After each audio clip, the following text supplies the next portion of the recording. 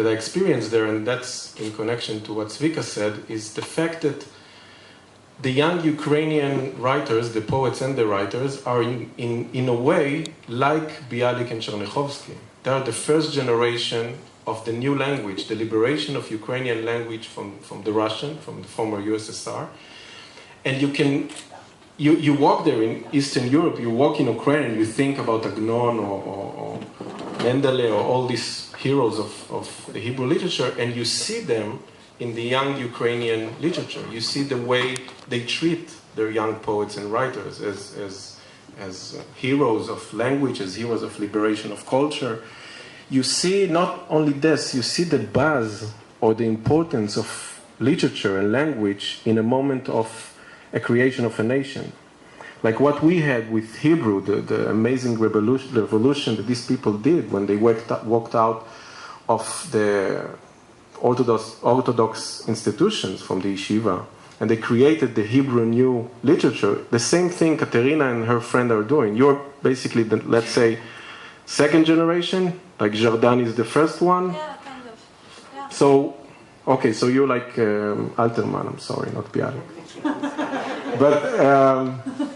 But it's amazing to see the way that in big moments of history of nations, literature is highly important. It's much more important than popular culture. What we see here in Israel, that the popular culture is overcoming literature and almost, putting a shadow over us. You see in the moment of creation of nation, in big steps of nations, you see how literature is important. And when I was in Ukraine and I met Kateryna and her friend, I was envious at them. I was envious at the importance that they play, at the important role they have in the creation of the new language, of the new culture, of the new place.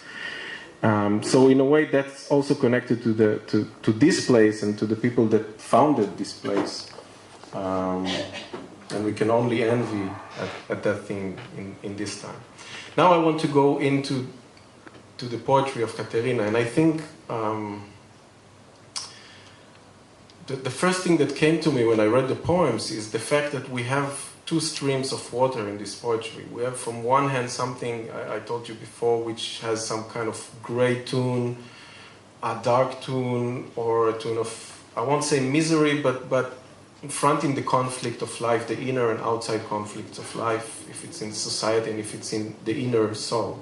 And you have this tone inside the poems. But in the other hand, you have a very rich palette of colors that Kateryna is using in the poems. There's a lot of nature. There's a lot of names of plants, and the botanic structure is very detailed. And this collision between the fact that you have this gray tune and the beautiful colors of the poem, I think does this kind of, the thing that poetry always wants to do. She wants to be sincere in the fact of, we try to meet, or we try the reader to meet the places in life which are not so easy, which are the conflicts we have inside, but in the same time we try to give some kind of liberation to these conflicts. We try to open a door with the colors and with the language for a person to step out of his conflicts, inner and out conflicts, and to be liberated by the language. And I think in this book you see this rhythm constantly inside one poem. Sometimes you have poets that does some kind of separation. In some poems they talk about, like Dalia Rabikovich, I think is a very known poet, Hebrew poet, Dalia Rabikovich. And in her poetry you see something very similar. You see the opposite. You see poems that are very dedicated to depression, which she suffered from, and you see poems like Chemdat, which is a complete celebration of colors and mystical approaches and playing with the language and very glamorous colors.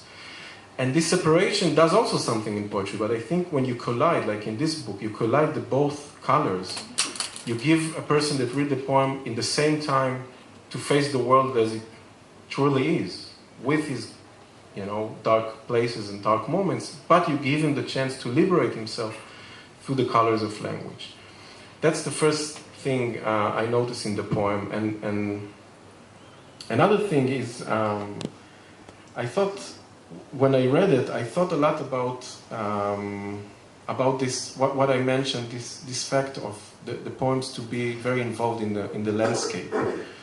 There's a lot of plants and trees and smells and places and views inside this poetry. And I thought, what else is like this? What kind of poetry I feel is also very sensual? And I thought about it that, for example, the American poetry is very sensual. If you read the American poets from Whitman onwards, you see that all of them are very much, they all deal like, it's a kind of a test inside the American poetry to be able to define by name the plants you see in the way. And in the Israeli poetry, we don't really have it. You can think about Alterman in some moments, you can think about Agi Mishol, I'm mentioning some poets. Chernichovsky, yeah, this generation has it. But you don't have really this kind of attempt to try to... Poems. Mm-hmm? In my poems you have... Okay. Really? But you don't have really the sense of the attempt to be in the landscape. And I thought about it that maybe it's also connected to this new kind of language or new kind of identity, national identity. Like the American identity is very short in history, and you need this kind of attempt to be inside the landscape in order to feel the identity of the place, the identity of the landscape. And I feel that for us, with the history of Hebrew literature, and I go all the way to the Bible, in a way we're in the shadow of the landscapes of the prophets, or their attempt to describe the landscape of the desert. And in a way we're after this attempt of being close to the nature. We're in a way in a different place in our matureness as a literature or as a poetry. That's another thing. The third thing is I thought about when I read the poems, I don't know if you read him or if you feel you're influenced by him, I heard the voice of Yosef Brodsky. You read him or not too much? Not too much, but I know him. Yeah, so I had the kind of sound like I hear when I hear Brodsky poems. And I thought about two things. The first one is this kind of elegancy that the Russian poetry have, and we don't have so much in Israel. This kind of elegancy when you treat harmony and music as a very important tools inside the poem. You never leave alone the harmony and the music, the rhythm. You always think in a way about stage, about square, about enormous amount of people that are listening to your poetry, that are influenced by your poetry, that want to hear your poetry. And I think our experience in Israel is very much different. Our experience is shrinking of this attempt to address the public, to address the huge public. Like, in a way you can say that Israeli poetry is not a poetry of squares. It's a poetry of allies or small places or, I don't know, bars in the end of the night. But in a way in the Slavic poetry, in the Russian, but I feel in your poetry also, there is this attempt to be very elegant and to feel the charisma of talking to an enormous amount of people. And then